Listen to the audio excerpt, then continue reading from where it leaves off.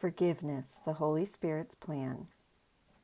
If the ego's plan is to keep us mindless, the Holy Spirit's correction is to make us mindful, restoring to our awareness the mind's innate power to choose.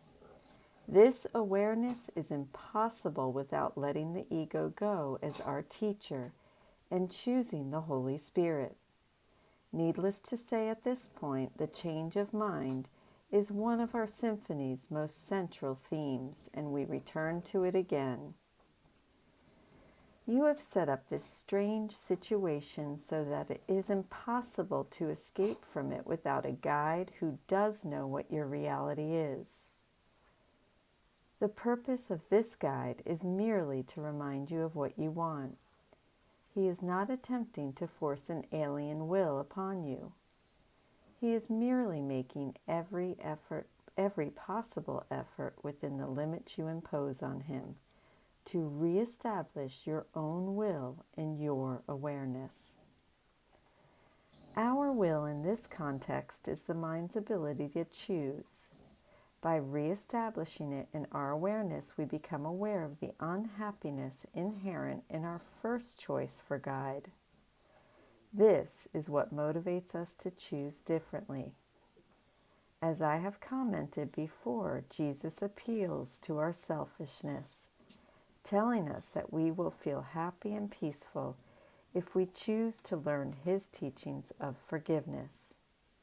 What we really want over the ego's alien thought system of guilt, attack, and pain. He needs to work through the barriers imposed by our resistance, born of the fear of losing our special identity.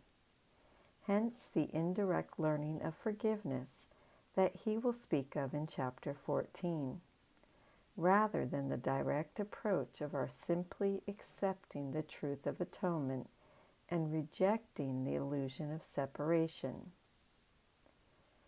You have imprisoned your will beyond your own awareness, where it remains, but cannot help you. When I said that the Holy Spirit's function is to sort out the true from the false in your mind, I meant that he has the power to look into what you have hidden and recognize the will of God there.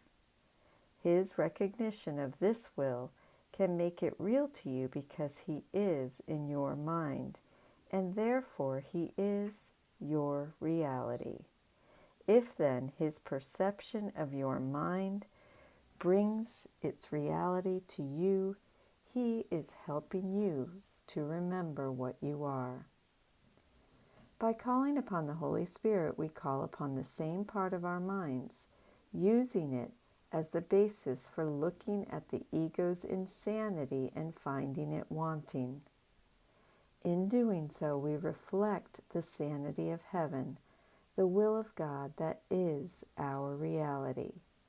So do we forget the illusory self we made, truth replacing ego, as the memory of who we are as God's one Son dawns on our memory, no longer to be hidden but known.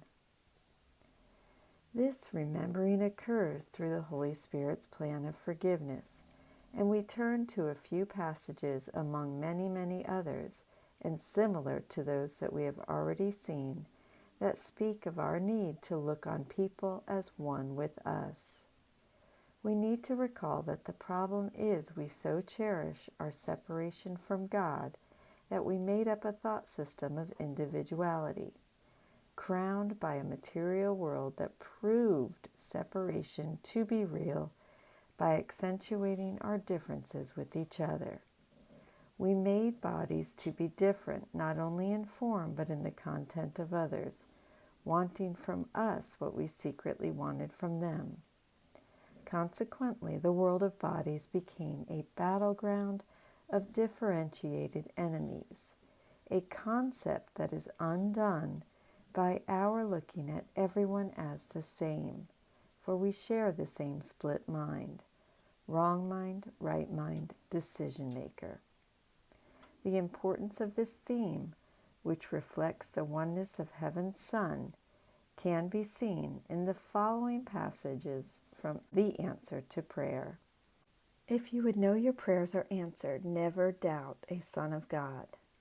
Do not question him and do not confound him, for your faith in him is your faith in yourself. Can you ask of the Holy Spirit truly and doubt your brother? Believe his words are true because of the truth that is in him. You will unite with the truth in him, and his words will be true. As you hear him, you will hear me, Jesus. Listening to the truth is the only way you can hear it now and finally know it. You can no more pray for yourself alone than you can find joy for yourself alone. Prayer is the restatement of inclusion directed by the Holy Spirit under the laws of God. Salvation is of your brother. The Holy Spirit extends from your mind to his and answers you. You cannot hear the voice for God in yourself alone because you are not alone.